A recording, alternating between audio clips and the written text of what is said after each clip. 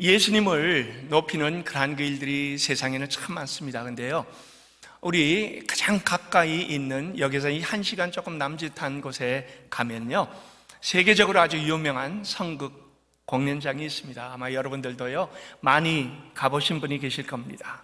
랭캐스터의 Sights and Sound. 예전에는 밀레니엄 시애터라고 했다가요, 이제는 이름이 바뀌어졌습니다. 성경 이야기를 토대로 한 성극을 보기 위하여 세계 전역의 사람들이 찾아옵니다. 때로 동남아에 가면 어떤 분들이 저에게 물어요. 펜실베니아에서 왔다 그러면요, 그러면 그 사이트 사운드 랭캐스터를 아느냐고 물어봅니다.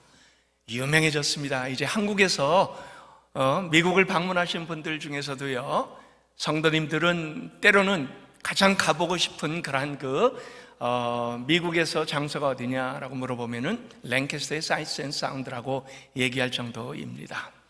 지금까지요, 그곳에서 이 공연한 그러한 그 많은 성극들 중에 지저스, 노아, 요셉, 요나, 에스더, 다니엘, 그리고 또 그 외에 여러 공연들이 많이 이루어졌습니다. 지금은 이 다윗 성극이 진행 중입니다.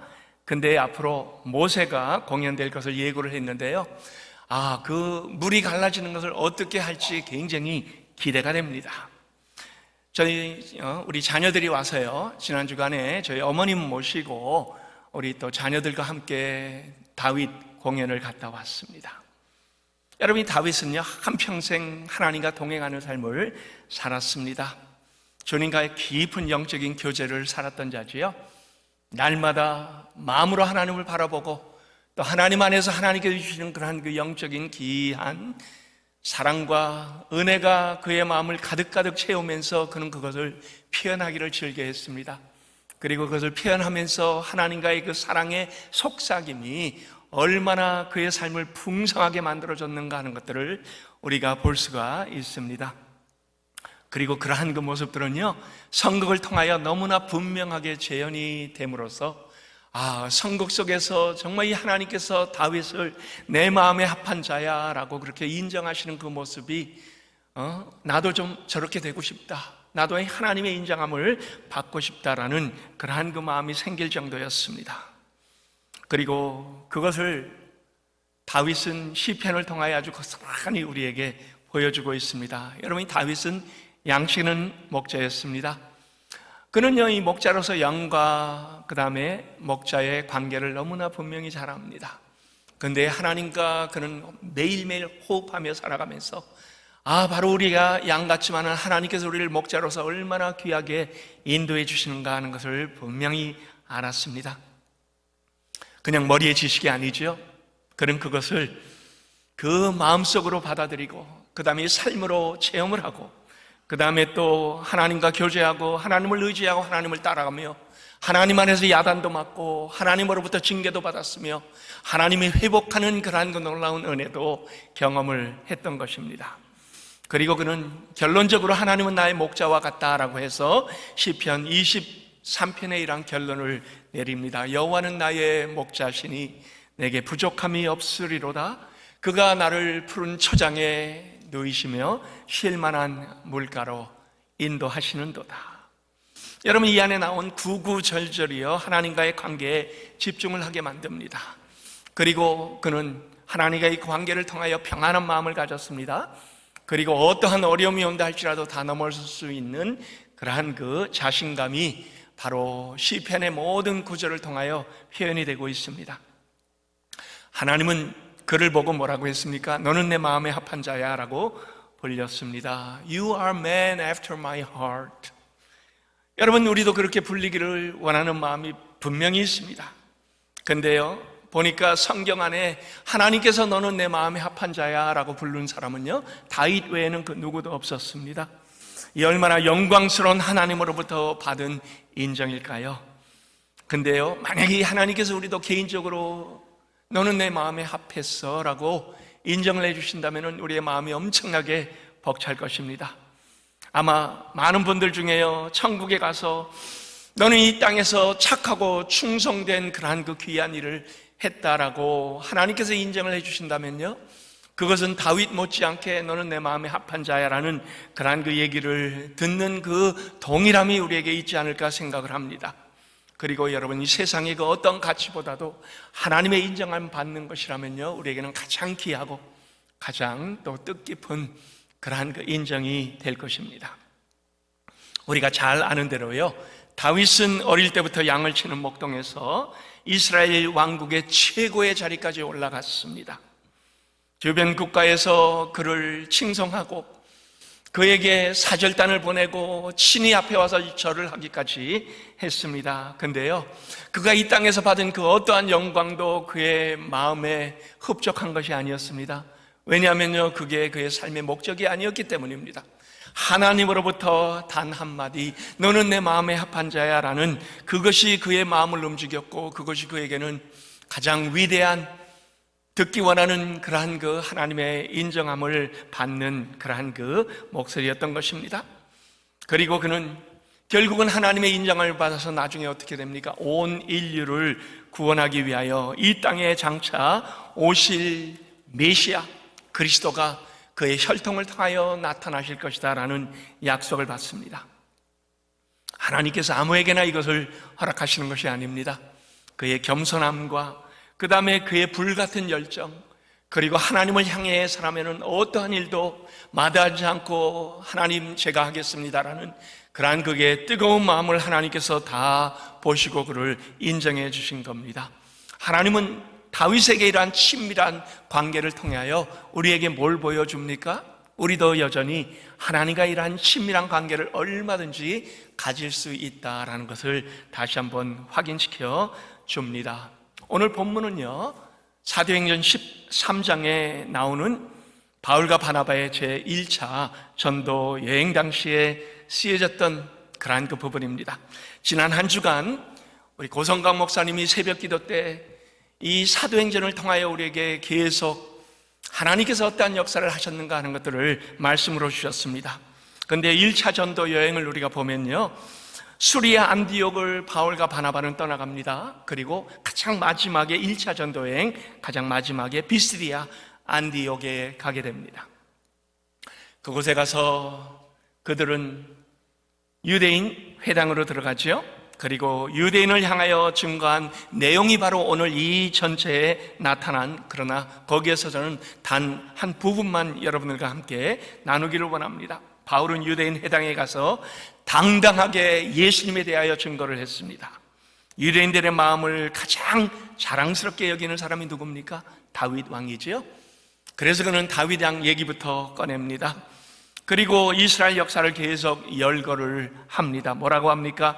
읽진 않았지만요, 그 앞부분에 보면요, 그들의 관심을 끌기 위하여 애굽에서부터 하나님께서 이스라엘 백성을 불러낸 얘기부터 시작을 하죠. 그리고 광야의 40년, 그 이후에 이제 요단강을 건너 하나님께서 약속하신 땅에 들어가는 그 기업으로 주신 땅에 들어가 땅을 정복하는 얘기를 합니다. 그리고 주변의 국가들이 왕을 세운 것을 부러워하여 이스라엘 백성들도 우리에게 왕을 세워주옵소서 하나님께 부탁을 하니까 하나님께서 억지로 할 수 없이 사울 왕을 세워줍니다. 이 이야기를 계속 풀어가고 있습니다. 여러분, 이 이야기를 풀어갈 때 유대인 회당에서 그 얘기를 관심 있게 들었을 겁니다. 그런데 보니까 사울을 패하시고 다윗을 왕으로 세우는 사건을 이제는 예수님과 연결을 하여 그들에게 복음을 전하기 위하여 다윗을 꺼내낸 겁니다. 그리고 다윗을 뭐라고 합니까? 하나님 마음에 합한 자, 아니면은 여기 보니까 내 마음에 맞는 사람이라 내 뜻을 다 이루리라. 누굴 통하여? 다윗을 통하여 다 이루리라 라고 했습니다. 그리고 예수님께서 이 땅에 오신 것은 다윗의 혈통을 통하여 왔다고 그들은 유대인들 앞에서 그 얘기를 당당하게 하고 있습니다. 구약에 있는 메시아, 신약에 오신 예수 그리스도를 연결하는 그 접촉점을 지금 만들어내고 있습니다. 그들이 유대인 회당에 간 것은 다윗을 높이기 위해서가 아닙니다. 예수 그리스도의 복음을 전하기 위해서입니다.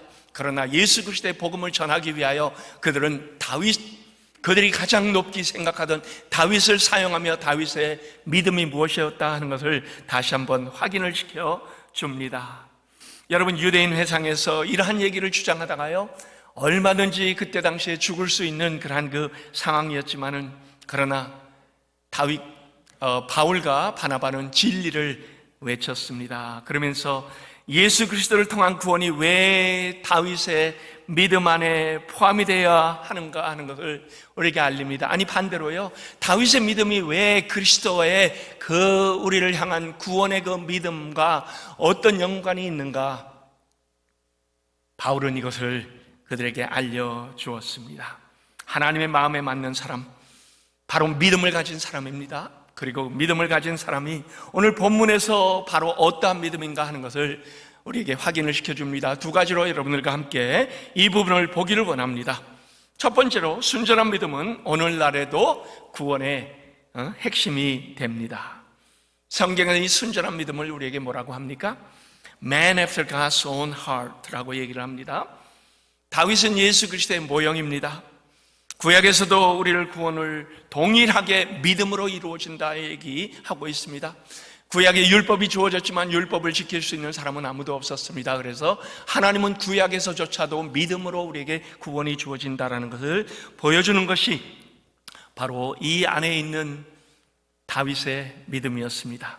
히브리서에서 뭐라고 합니까? 어느 누구도 믿음이 없이는 하나님을 기쁘시게 하지 못한다. 히브리서 11장이 그렇게 시작을 하죠. 바울도 뭐라고 합니까? 우리가 믿음으로 말미암아 구원을 받았다라고 하면서요, 그러면서 너희가 이것을 자랑하지 못하게 함이라. 왜요? 이것은 너에게 난 것이 아니기 때문에 하나님의 선물이라 라고 했습니다.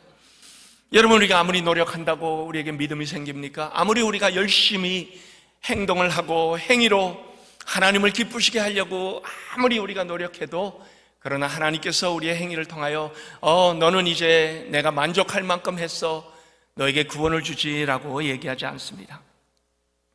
믿음의 본질은 바로 하나님께서 인정하시는 것이고, 그 다음에 그 본질적인 측면은 다시 얘기하면 하나님의 인정함을 받는 우리의 믿음입니다. 그래서 그 하나님의 은혜를 필요로 한 것을 성경에 또 다른 믿음의 측면이 있습니다.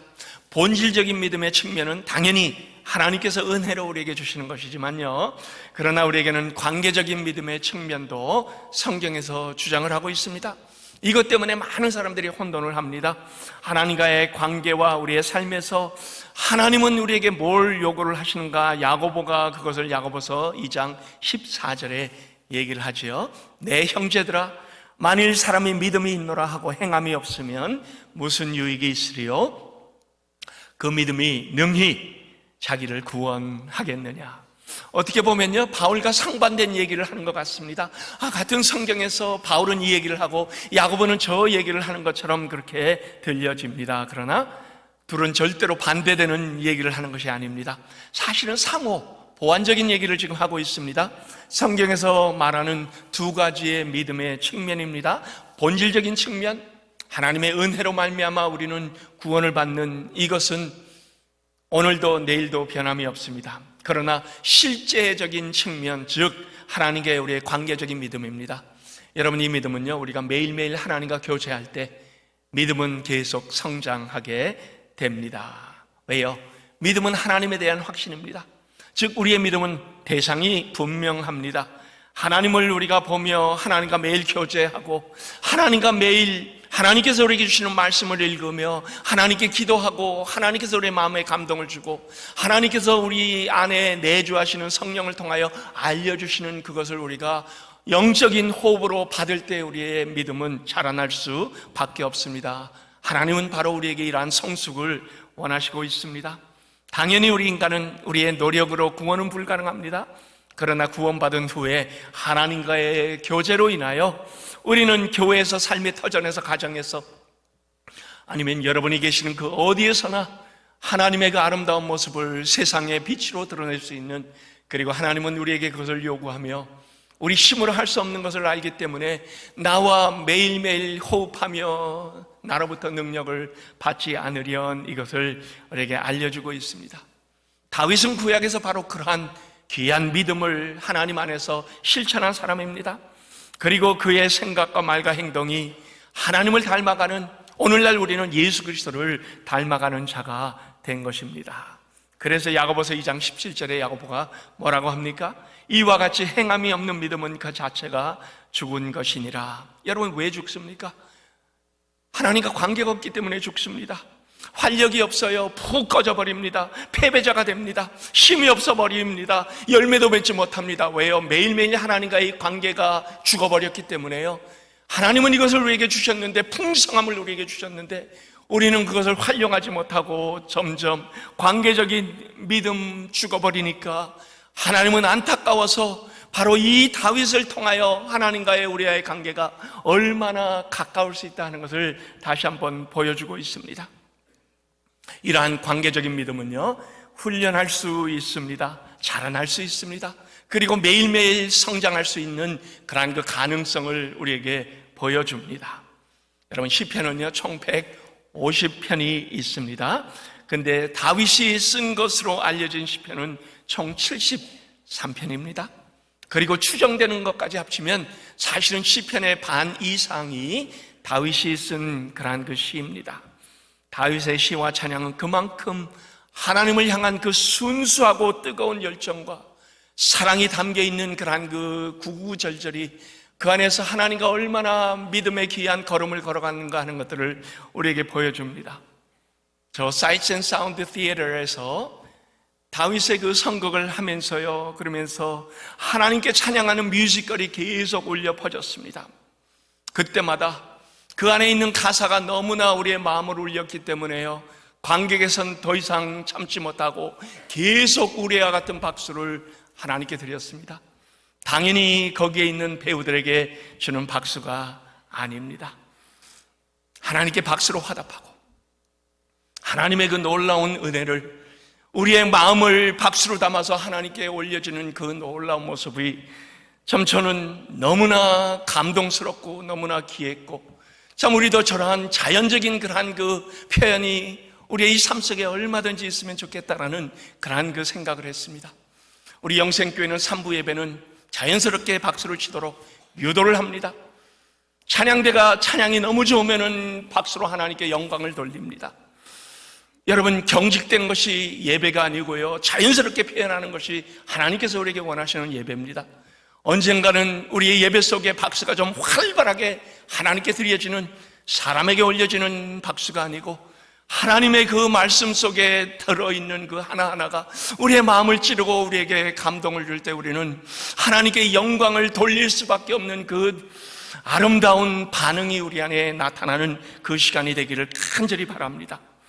다윗은 시편 23편을 이스라엘의 천하통일 그리고 태평 성대에 쓴 것이 아닙니다. 다윗은 사실 삶의 가장 마지막 부분, 제일 아프고 힘들 때 이 시편 23편을 썼습니다. 그가 죄를 짓고 하나님께서 그의 죄는 그가 회개했기 때문에 용서했지만, 그러나 그에게 그 죄의 대가는 분명히 치를 것이라고 했습니다. 그리고 그 말년에 그 아들 압살롬으로 인하여 그는 쫓기는 신세가 되었습니다. 반란을 한 그 모습을 보면서 참다한 심정으로 쫓겨다닐 때 썼던 그 시편이 바로 시편 23편입니다. 여러분, 근데요, 시편 23편은요, 사망의 음침한 골짜기로 다닐지라도, 그리고 태평한 그러한 그 하나님께서 허락하시는 그 초원에 있을지라도 상황과 상관없이 하나님을 기뻐하는 그러한 그 찬양이 바로 이 안에 우리에게 표현이 되고 있습니다.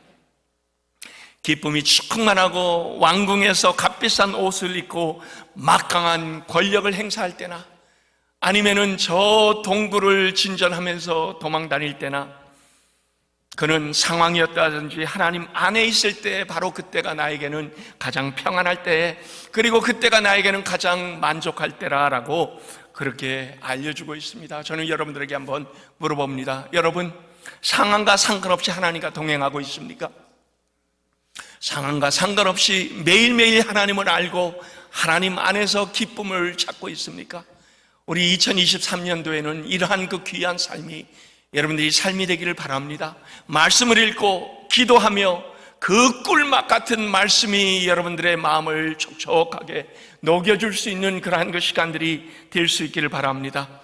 하나님은 다윗에게 이 믿음을 기뻐하셨고 그에게 뭐라고 합니까? Man after my own heart. 내 마음에 합한 자라라고 그렇게 인정을 해주신 겁니다. 우리도 이러한 순전한 믿음, 하나님과의 관계에서 2023년을 살아가면서 승리하고 넘어서고 기쁨이 충만한 그러한 우리 영생의 모든 가족들 될 수 있기를 예수 그리스도의 이름으로 축원합니다. 두 번째, 다윗은 언제나 하나님의 은혜를 구한 자였습니다. 여러분, 다윗이 하나님의 마음에 합한 자가 된 것은요, 그가 자신감이 충만해서가 아닙니다. 그는 항상 부족함을 느꼈습니다. 그리고 그는 하나님의 은혜를 어릴 때부터 구했습니다. 아버지로부터 인정도 못 받았어요. 사무엘이 와서 왕을 세울 만한 그러한 그 형제들을 데려오라 할 때 아버지는 다윗은 생각조차 하지 않고 이 뜰에서 양치는 목자로 그냥 남겨두었을 정도였습니다.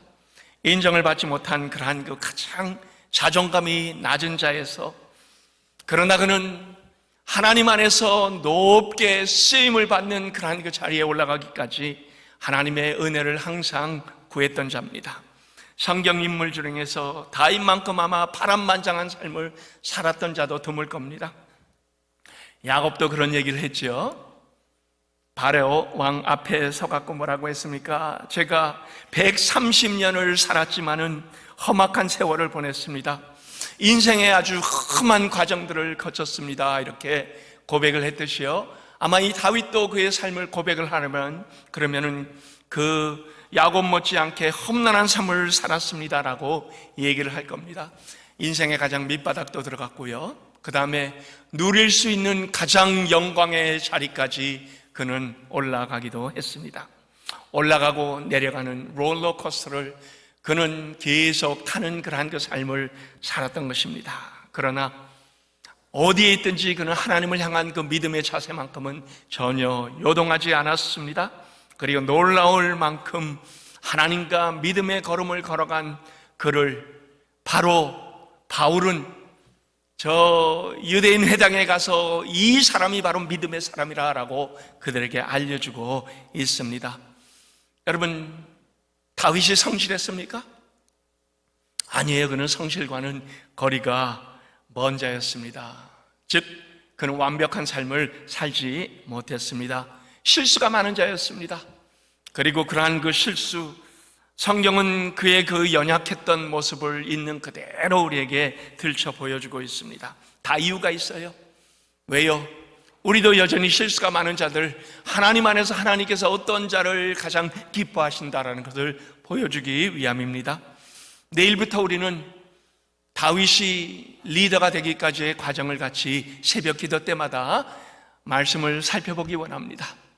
그런데 여러분, 저는 내일부터 다윗부터 들어가지 않고요, 사울 왕부터 시작을 합니다.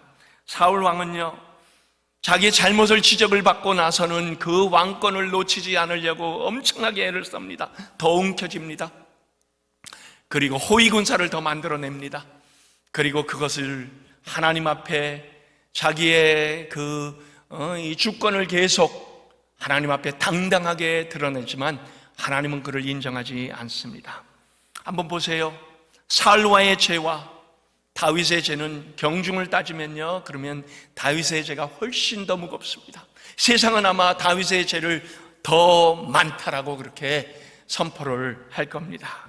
그런데요, 다윗이 더 큰 죄악, 간음과 살인죄를 짚어맸지만은, 그러나 그는 잘못을 지적받고 나서 뭘 했습니까? 당장 죄를 뒤집어 쓰고 하나님 앞에 고백을 하고 그 다음에 회개를 하는 그러한 그 모습을 보게 됩니다. 성경은 이것을 굉장히 높이 평가하고 있습니다. 왜요? 하나님은 마음을 보시기 때문입니다. 하나님은 다윗의 마음속에 비록 죄를 졌지만은 그러나 얼마나 참회를 하고 있는가, 그리고 얼마나 하나님 앞에 자기 자신을 후회하고 있는가 하는 것을 보았습니다. 다윗이 자신의 죄를 고백할 때 뭐라고 합니까? 내가 여호와 앞에 범죄하였나이다 라고 합니다. 그리고 시편 51편에 보면 주의 영을 내게서 거두지 마옵소서, 구원의 즐거움을 저에게 회복시켜 주옵소서 간절하게 바라 하나님께 원하고 있습니다. 여러분, 이 관계, 다윗은 하나님과의 관계에서 멀어지는 것을 가장 두려워했던 겁니다. 그리고 자기의 죄를 위하여 죄사함을, 은혜를 구했습니다. 만약에요, 우리가요, 내가 완벽하려고 하고 내가 넘어지지 않으려고 하고 내가 무언가 내 힘으로 열심히 하려고 할 때요, 우리는 넘어질 수밖에 없습니다. 우린 연약합니다. 그러나 내가 연약하기 때문에 하나님의 은혜를 구할 때, 내가 부족하기 때문에 하나님을 간절히 사모할 때, 아침마다 하나님을 바라보며 하나님 오늘도 도와주옵소서, 오늘도 이 부족한 제가 하나님 앞에서 성실하게 살아갈 수 있도록 하나님의 은혜가 제 안에 임하게 하여 주옵소서. 이 기도는 하나님께서 얼마나 귀하게 보시고 얼마나 충성스럽게 우리를 여기시는지 모릅니다. 그래서 솔직한 다윗을 들어 하나님께서 사용하시고 내 마음에 합한 자야 라고 인정을 했던 겁니다. 다윗은 바로 그를 통하여 누가 나옵니까? 예수 그리스도가 나옵니다. 여러분, 이 땅을 구원하는 구세주, 온 세상에 가장 귀한 하나님의 선물인 예수 그리스도가 다윗의 혈통을 통하여 나왔다. 우리가 흔히 하는 말이 있죠. 가문의 영광이다. 저는요, 보니까 이것이야말로 가문의 영광이에요. 다윗의 혈통에서 다윗 같은 자를 통하여 하나님께서 예수 그리스도가 태어날 수 있도록 만들어 주신다는 그 자체야말로 영광 중의 영광입니다. 근데요, 이것은 다윗에게만 국한된 것이 아닙니다. 하나님은 오늘 우리를 통하여도 모든 민족이 예수께 돌아오게 하리라. 우리를 그러한 하나님의 아름다운 도구로 사용해 주셨습니다. 그리고 하나님의 그 아름다운 언약은 오늘도 하나님의 믿음의 사람들을 통하여 유효하다라고 얘기하고 있습니다. 오늘 우리는 사도행전 스토리를 통하여 바울과 바나바가 비시디아 안디옥에서 유대인들에게 전도하면서 다윗을 인용한 것을 보게 됩니다. 왜요? 왜 그랬습니까? 다윗이 하나님 계획하시는 구원의 모형이기 때문입니다. 그리고 그 구원의 원형은 예수님입니다. 그리하여 다윗을 통하여 바울은 저 예수 그리스도를 보여주기를 원했습니다. 바로 예수님이 십자가를 통한 구원도 바로 이 다윗과 같은 믿음이 극절단이 필요하다라는 것을 우리에게 알려준 거지요. 다윗은 매일매일 은혜를 사모했던 겁니다. 그리고 그 은혜의 사모가 바로 믿음의 삶이다라는 것을 확인시켜주고 있습니다. 여러분, 하나님께서는 바울의 의도를 우리에게 알려주시기를 원합니다. 바울은 결코 다윗을 높이기 위하여 비시디아 안디옥에서 유대인들에게 이 말씀을 전한 것이 아닙니다. 다윗은 위대한 자가 아닙니다. 그리고 이 땅에서는 예수 그리스도 외에는 그 누구도 위대할 수가 없습니다. 그리하여 하나님은 바로 예수 그리스도를 보여주기 위한 도구로 우리 모두를 다 사용하시기를 원하시는데, 바로 여기에서 다윗이 하나님의 어떠한 믿음의 사람이 되었는가, 하나님은 그걸 통하여 하나님이 인정하시는 놀라운 하나님의 은혜가 다윗에게만이 아니라 오늘 우리에게도 임할 수 있다라는 것, 그리고 다윗의 믿음과 예수 그리스도를 믿는 구원의 믿음은 결코 두 개의 다른 믿음이 아니고 하나, 온전한 하나님 안에서 같은 믿음이라는 것을 우리에게 다시 한번 알려주고 있습니다. 결론을 내겠습니다. 존 칼빈은 자기의 가장 그 마지막 때에 이런 얘기를 했습니다. 그는 하나님의 영광이 그의 삶에는 가장 귀한 목적이 되었습니다. 그래서 이렇게 썼습니다. 하나님이 우리를 구원하신 목적은 그분께 거룩함으로 드려지기 위함입니다. 구원받은 우리가 한 것은 아무것도 없습니다. 그러므로 하나님의 영광을 위해 우리가 쓰여져야 하고 모든 것이 다 하나님께 돌아가야만 합니다. 바로 이것을 로마서 11장 36절의 바울의 위대한 선언에서 그는 인용을 했던 겁니다. 로마서 11장 제일 마지막에 바울의 아주 위대한 선언이 나옵니다. 이는 만물이 주에게서 나오고 주로 말미암고 주로 돌아갑니다. 만물의 주인이 바로 하나님이시라는 거죠. 그리고 그에게 영광이 세세에 있을지어다. 바울은요, 헌신에 대한 그의 정의가 너무나 뚜렷합니다. 우리를 비롯한 모든 만물이 하나님께로부터 왔습니다. 그리고 하나님은 또 이 모든 하나님의 손으로 만물이 보존이 된다라고 얘기하고 있습니다. 근데 결국은요, 우리의 모든 것은 하나님 앞으로 가게 되어 있습니다. 그리고 평가를 받습니다. 그래서 여러분, 2023년 하나님과 동행하며 결코 내 힘으로가 아니고 하나님께서 여러분들에게 원하는 그러한 그 삶의 아름다움을 드러내는 한 해가 될 수 있기를 바랍니다. 그리고 그것이 바로 우리에게 헌신입니다.